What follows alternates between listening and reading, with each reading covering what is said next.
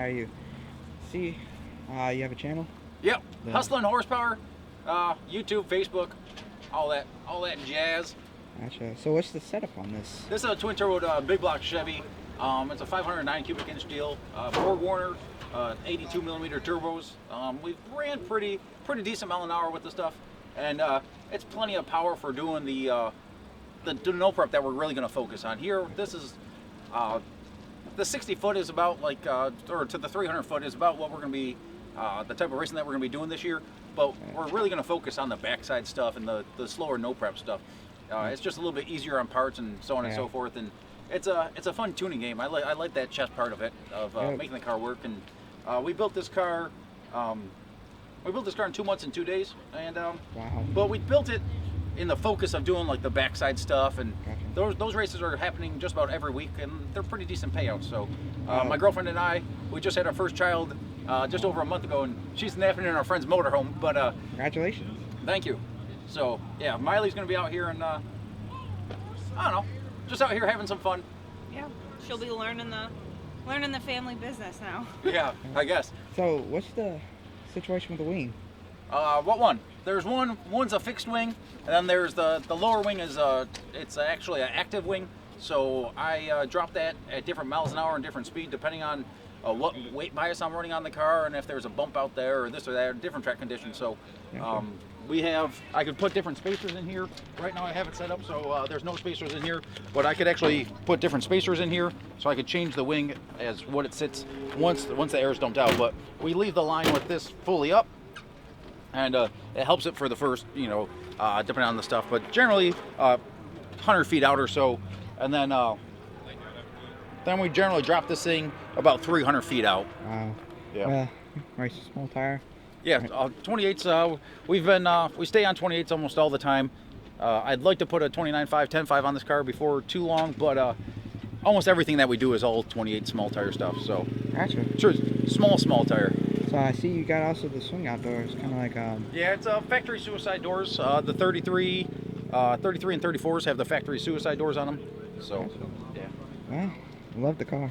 I appreciate it, man. Thank you for coming out and supporting the racers and stuff like that. We appreciate it. So we'll have to like and subscribe to your channel as well, and awesome. We appreciate it, man. Right. Thank you for coming out. Thank you.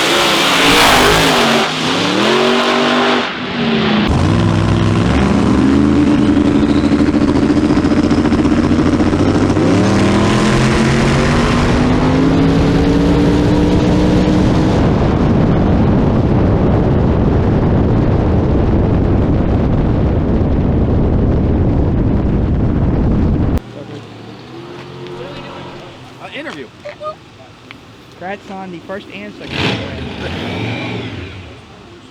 Well, That was anticlimactic, wasn't it? Blower cars are cool though. They are. I mean, I like blower cars. Yeah, they are fast on this stuff, apparently.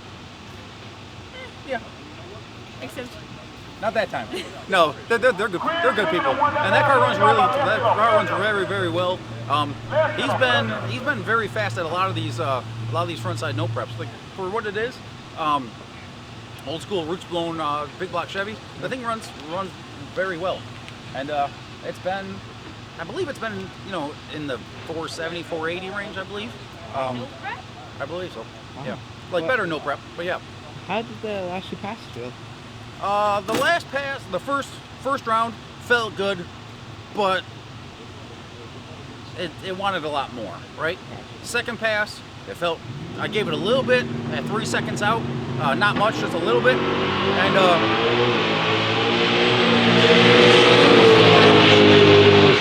I made a shock setting change just because I saw some stuff in the tire that it wasn't ideal, and the front suspension. I slowed down the front suspension a little bit, and I slowed down the rear suspension a little bit because it got on the tire a little bit hard. So we picked it up.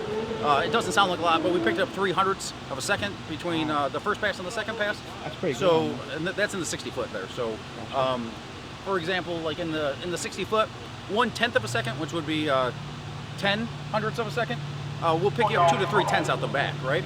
So we picked it up 3/100ths, and that picked it up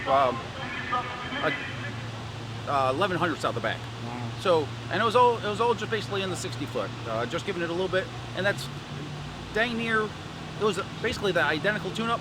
I raised the shift RPM 250 RPM. I just made a small shock setting change because it was a little bit laggy at the shift there. So, you know where the transition is, where it goes from like, how you doing over there? Can you cross it? The first test pass we had, it had a little bit of wheel speed when it hit that transition, and believe it or not, it actually started shaking the tire when it got on the rubber because it had a little bit of wheel speed and then went into a little bit of a tire shake. The first time we've actually experienced that in this car. Nothing extreme, but the tire starts becoming like a ribbon, right? Because Yeah. it has a sudden shock. So when you leave a starting line, you have a little bit of wheel speed, and then it grabs, right? And that's you have all the inertia and everything, the chassis working for you, right?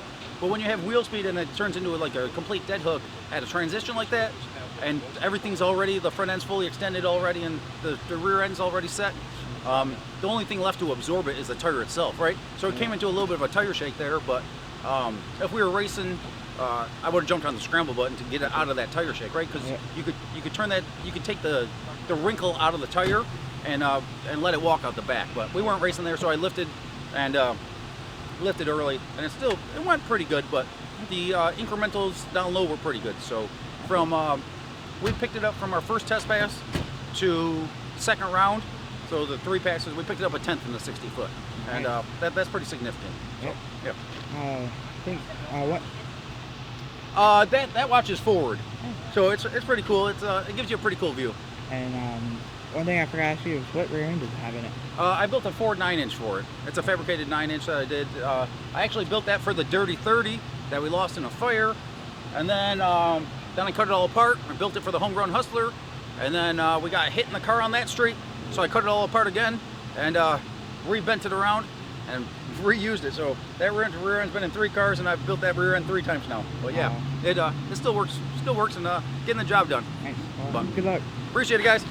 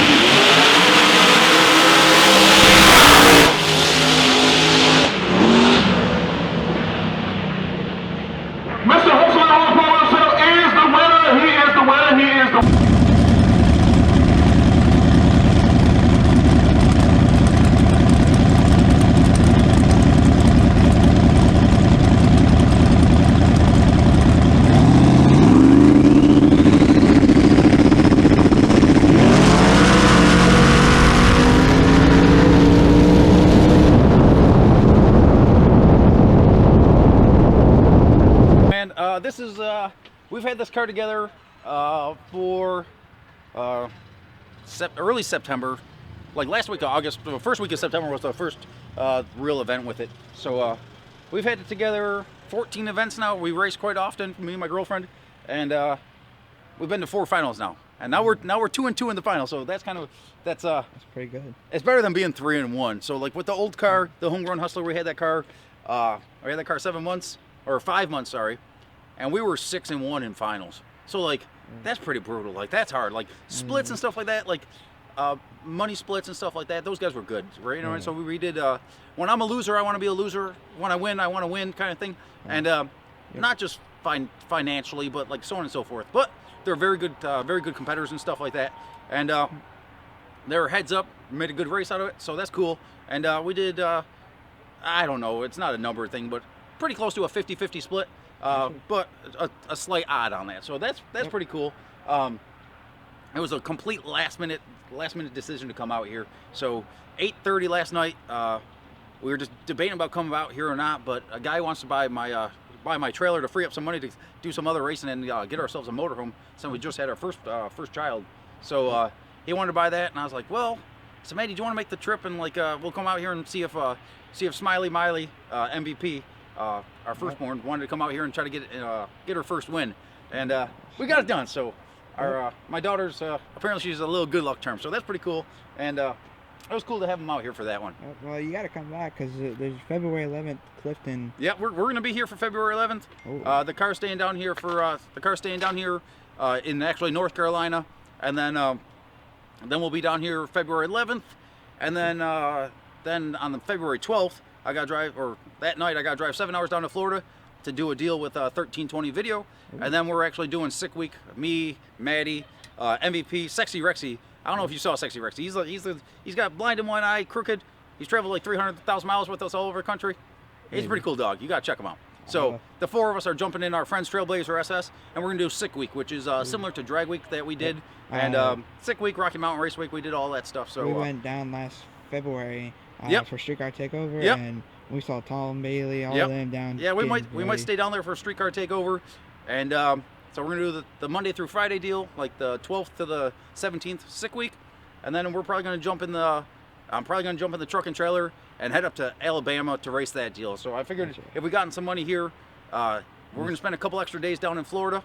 We have some friends that have a house down there, and they're gonna open up a room for us. So I might ditch for a day and go race a backside race in Alabama. That's supposed to be $10,000 or $15,000 to win. So, well, make sure you guys check out Hustlin' Horsepower. I appreciate it, guys. Thank you to all the media companies that come out here and support these guys. Not only just to us, but the facilities and the promoters and stuff like that, and everyone that's coming together to try to make this sport as good as it can be. And it was a pretty good event. Well, so nice job. Appreciate it. It was Thank nice you guys. meeting you.